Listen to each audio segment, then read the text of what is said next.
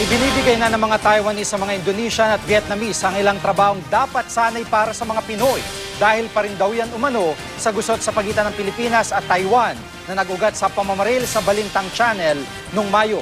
Nakatutok si Claire Delfin. Ilang buwan nang walang sahod si Mary Lou.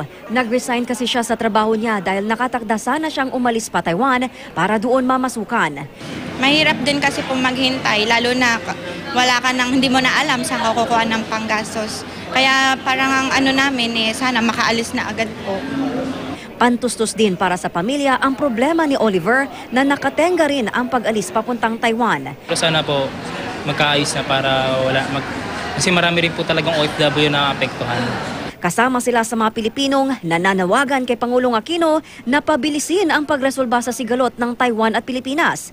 Nag-ugat ang tensyon sa pagkakapatay ng isang Taiwanese fisherman sa Balintang Channel nitong Mayo. At mula noon, nasa 6,000 Filipino workers na raw ang di makaalis ng bansa, ayon sa OFW Family Club Party List. At pwede pa raw lumobo ang bilang na yan sa 10,000 sa susunod na buwan. Apektado rin ng sinasabing freeze hiring ang OFWs na nasa Taiwan na at patapos na ang mga kontrata. Hindi raw sila makapag-renew at nanganganib daw na ma-deport kapag napaso ang kanilang kontrata at visa.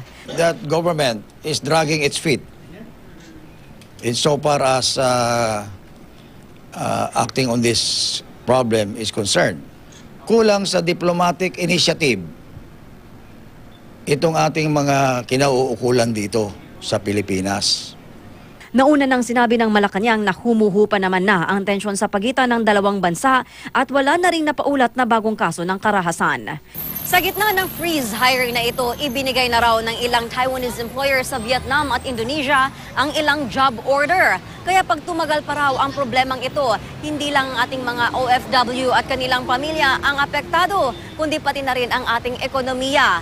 Nasa $200 million kada buwan na remittance ang pumapasok sa bansa mula sa mga OFW sa Taiwan.